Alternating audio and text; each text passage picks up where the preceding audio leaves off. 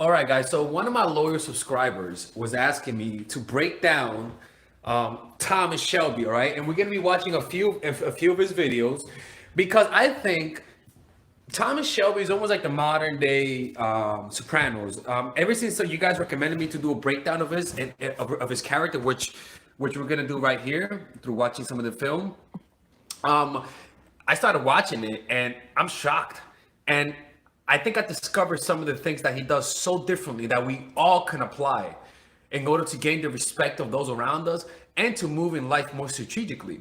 So if you really want, look, we're gonna have a little series about this. We're gonna have like we're gonna have like 2 or 3 videos of Thomas Shelby because he does so many things that I find so fascinating and it's so clear in my face that I know if you guys watch it and apply it, you guys are just gonna think more strategically in general. So we're gonna watch the scene. It's from the second season where one of the bookies, where it's like a racetrack, where Thomas Shelby kind of rigged one of the matches. And notice how he reacts. And the first key to his power is that he knows what his enemies want. He knows his enemies more than they know themselves. He knows what they want. He's able to think into people's heads. And you can see how he uses it as a strategy. Look, people, this is some serious shit. So I want you guys to watch it. And if you guys enjoy it, comment down below, subscribe, tell your friends, and don't forget we have a huge discount, a huge Black Friday discount on all of my courses. Check out in the description down below. It's only going to be available until tomorrow night. So let's begin. And I'm gonna give you guys some of my take on this scene. I know it's ghetto, but whatever.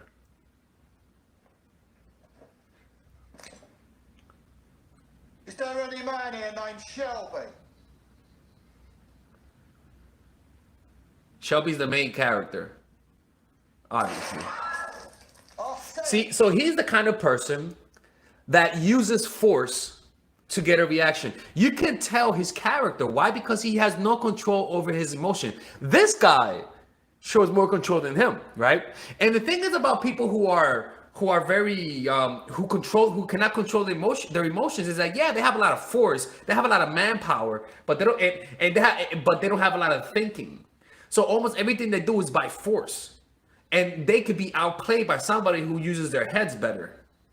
Like Muhammad Ali versus Foreman. Notice, watch.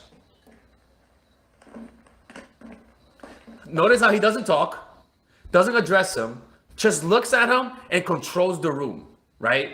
And he shows him his control, he doesn't show him how assertive he is by confronting him, because he knows he has a sensitive and weak ego. What he does is that he relates to him by showing him that he's also one of him. But you know what? He feels threatened by his power. But let me show you. Let's watch have a this. drink. Everyone else go home.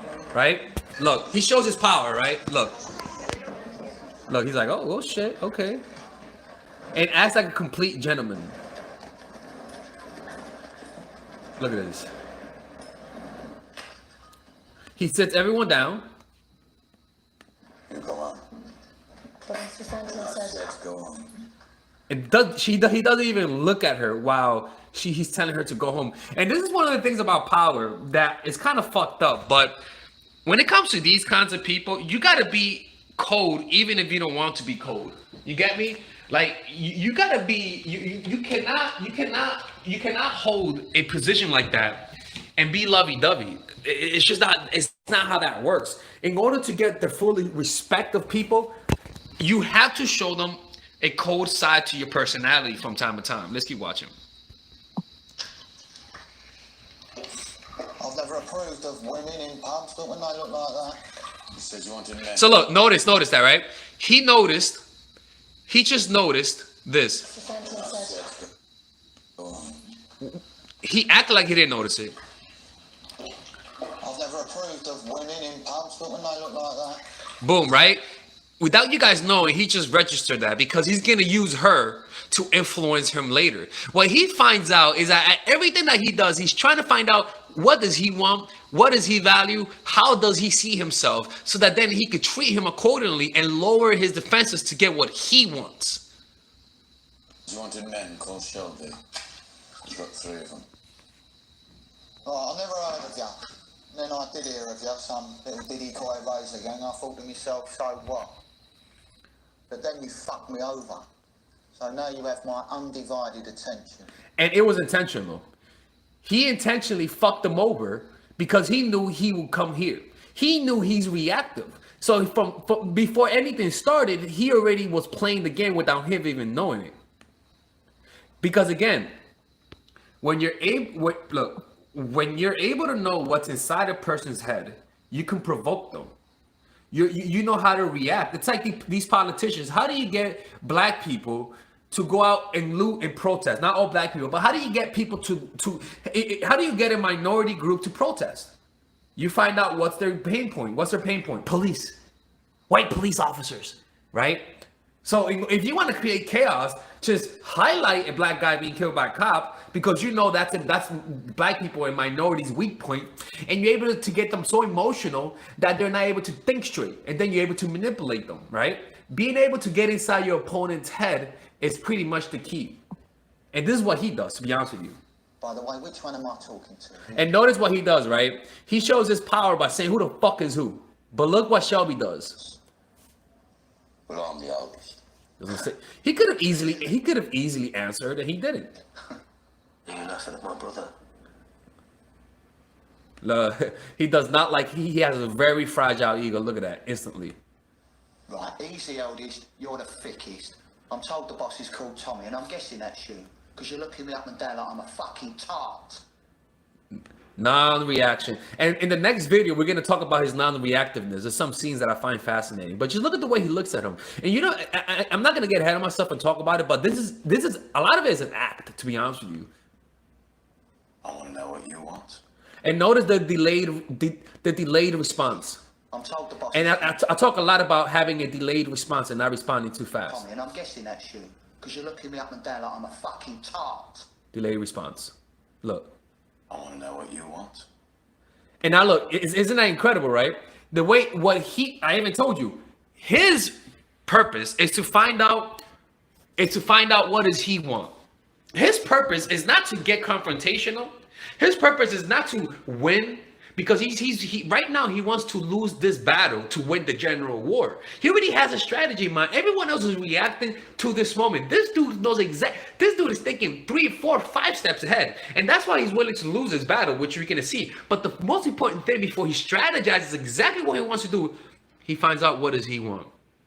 His main purpose is to find out what's in my enemy's head. Napoleon, one of the reasons why Napoleon was so powerful was because he knew his environment very well. He wouldn't just read the map of the territory. He will go to the territory where he was going to fight. He will go to that territory when it's raining, when it's snowing, when it's sunny, when it's dark, just to see how things look differently. And that kind of advantage to paying attention to the details, as little as it is, had made the difference between Napoleon and all the other generals. There were suspicious betting patterns at Kempton Park, a horse called Monaghan Boy. He won by a length twice. Look at him, pissed off. Last. Look at him. With 3,000. I bet he noticed this. Look. Betting patterns at Kempton Park, a horse called Monaghan Boy. Look, breathing deep. He won by a length twice. Deep. And then... You see, he can't control himself. So clearly, he's somebody who cannot control himself. All he is just power and force and no strategic thinking. He's the other side of him. The logical. He has the glasses on. He doesn't. He's less colorful. He is. Finished last. With £3,000 bet on him. Which one am I talking to? See, he did this. See, he mirrored him, right? He mirrored him. He did exactly what he's actually kind of like slightly insulting him, because he's kind of like, okay, who's the boss, right? He's literally mirroring him. Which one of you is the boss? I'm Mr. Kimmer's advisor and accountant. And I'm the fucking boss. Now look, right? It shows he is reactive. So clearly, he likes to feel superior, right? Because if he doesn't feel superior, his defenses go up. So if you want to work with him, if he wants to work with him and win the battle later on, what he has to do is make him feel like he is better than him, in order to lower his defenses, so that then he can strategize against him more on the side. But that's the thing, is that he is getting to know him, and he is not getting to know him because he's too reactive. Does that make sense? Okay? Right, end of parlay. You fixed the race without my permission. You fucking gypsy, scum, what live off the war pensions and these poor old... See, everyone here is emotional. Even his brother are emotional, except him. That's your level. I am Billy Kimber. I run the races and you fixed one of them, so I'm going to have you shot against the post. And the thing is that he doesn't know that he knows that they're getting robbed, right? And he has something that he wants, and he doesn't know it, but he knows it. And what he has is connections, right? He brought him there. He lured him to his spot. First of all, always let your opponents come to you, right? Always let your opponents come to you. That's the best way. Let them come to you. That's the best way, because then you can control the environment. But watch. Mr. Kimber. Right? He clearly, it's all about force. He is all about force. Look at it. That is my name, Menace. It's from the Lee family. You were all thought war to lose, Mr. Kimber, am I right? The Lees are attacking your bookies and taking your money. Your men can't control. So he knew that another gang is attacking his bookies, right? And he has connections with the police that could stop that, and he has protection. You need help. Right? He knew why, because he knew exactly what he wanted. That's his key. He knows exactly what they need. So to apply what he does in our lives, find out what do they want. What does the company that you want to work for want? What does that girl that you're going out with, what does she want? What does this person really want? Find out what they want. Stop trying to tell them what you want. First, find out what they want, because then that'll make you even more influential. Perhaps we should listen to what Mr. Shelby has to say. Right? He is the logical part. He's the logical part. And I'll be honest with you, there's like a connection between him and Shelby. It's kind of weird. Before we make our decisions. Right, the Lees are doing a lot of talking at the fairs. They have a lot of kin. They're saying the racetracks are easy. And notice what's funny is that when he was talking, We make our decisions. now one time he looked down. And you want to know why? Because it don't insult that guy's ego. He was like, motherfucker, you talking to me, not to him, right? He knows exactly what makes him react in just a few seconds. Watch. Right, the Lees are doing a lot of talking at the fairs. They have a lot of kin. They're saying the racetracks are easy meat because the police are busy with strikes. Now, we have connections. We know how they operate. You have muscle. Right? So he has connection. He has the muscle. Right? And in order for him to work with him, like I said, he knows that he has to feel superior to him. Okay? That's the key. And he's going to win because he might get a booking license. In other words, he might be able to gamble because of this. But in order to get to the point where he's able to gamble legally and make his family legal, he has to lose the battle, which we're going to see, to win the war. Together we can beat them. Divided, maybe not. Maybe not. Notice he did it for completely insult him. Mr. Kimber, perhaps we should take some time for reflection. Possibly make arrangements for a second meeting. I admire you, Mr. Kimber. Watch. You see that? You see that? You see that? You started with nothing and built a legitimate business. Boosting his ego because he knows that's what he wants. This might not have worked with somebody else, but he knows he's fragile. This doesn't work on everybody. You know, this doesn't work on everybody. This only works on certain people. And you can't pimp every woman. That's pretty much what I'm trying to tell you. It would be an honor to work with Mr. Watch. Kimber. Nobody works with me. People work for me. Look, see that? That's I'm trying to make him submit, okay? And look what he does. Pikey. Uh-oh. He's thinking. But you got to realize what's the long game here. The short game is his ego. The long game is winning the battle. And most of us would not do what he's going to. All right, so the scene that I was about to show you got blocked by YouTube, but the scene is him throwing the coin to the ground, and Shelby looks at everybody. He goes to pick it up, but then his crowd, his people try to stop him, and then he says, "No, let me do this." In other words, what it says is that everyone around him is trying to think about their pride right now. Shelby, on the other hand, is saying to himself, "Let me make him think that I'm submitted to him, and pick up the coin," even though it's what Robert Greene says.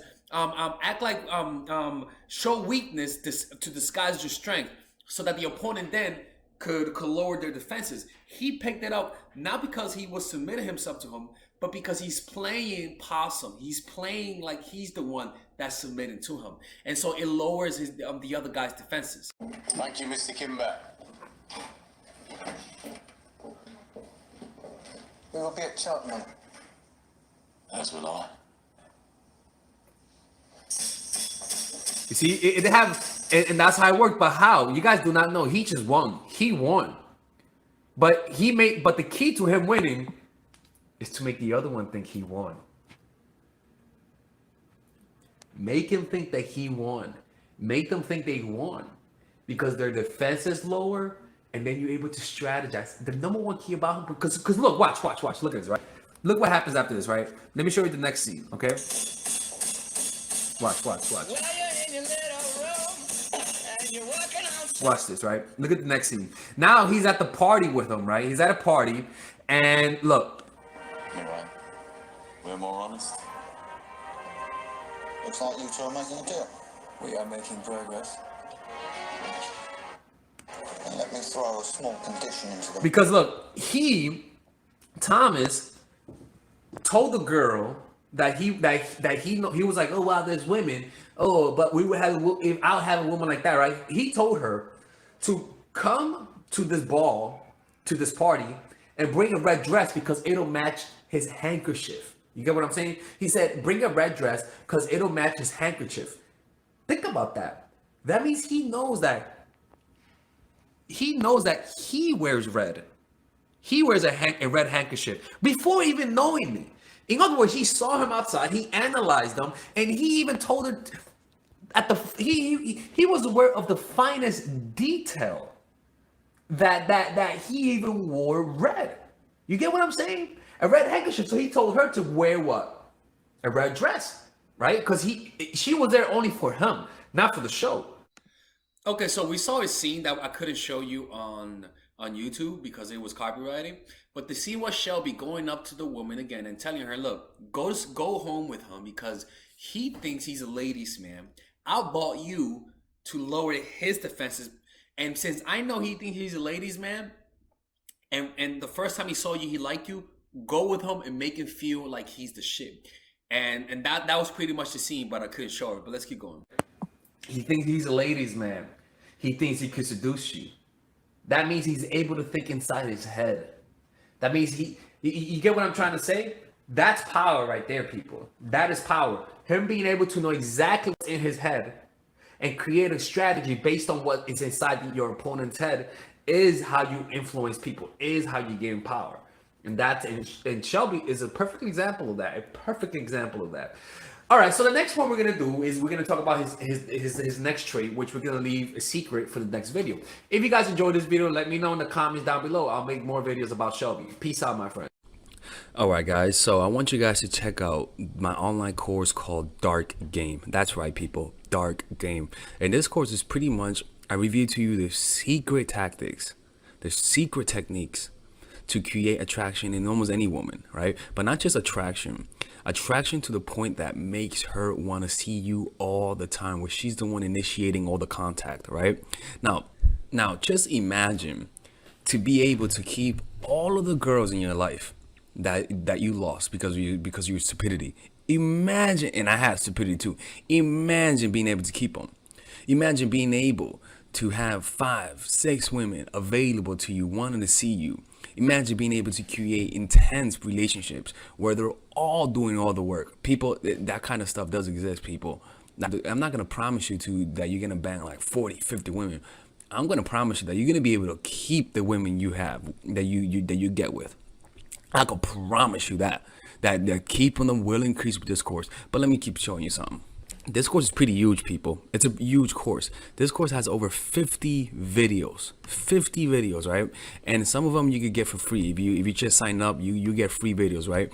But in these videos, let me show you guys the course, right? All right, guys. That's me right there, right? In this video, I pretty much teach you guys how to find your purpose. Right? All this is how to find your purpose, discovering your purpose, right?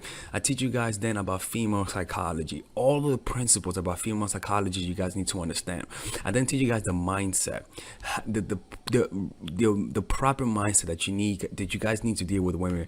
After that, I teach you guys 21 videos on how to game. I mean, it's pretty much unbelievable, man. I gotta make this available, right? But it's unbelievable how many I pretty much put everything: outer game, social circuit game, strategies, threesomes, foursomes, everything, right? And on top of that, I give you guys a few bonuses: how to overcome approach anxiety, why you can't take actions, a Dickens pattern to change your mentality, how to go from open to transitions, right? 81-minute long, people. This is like, I don't know how long this is, but this is hours, and I mean hours worth of content.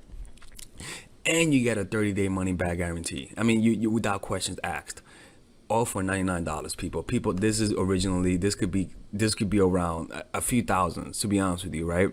But you guys get it for $99, right? All you gotta do is just go over here, purchase the course, and you'll get access to it. And if you don't like it, you could just message me and get your money back, people. Look, man, don't be hard-headed, people. Don't be hard-headed. This is the course that you guys need, right? It gives you guys everything. I cover everything. I could promise you, man, you're not gonna get a more in-depth course on how to attract women and keep them more than this. All right. Anyways, people, check it out. 30-day money back guarantee. There is no risk, and you can get the free course. You can get the free trial. The free trial are these videos that you get for free, right? You guys could just sign up. You could watch all of these videos for free, right? And you don't have to pay. All right. Anyways, I'll see you guys inside. I want to see you guys inside because, again, people, you can't lose nothing. There's a 30-day money back.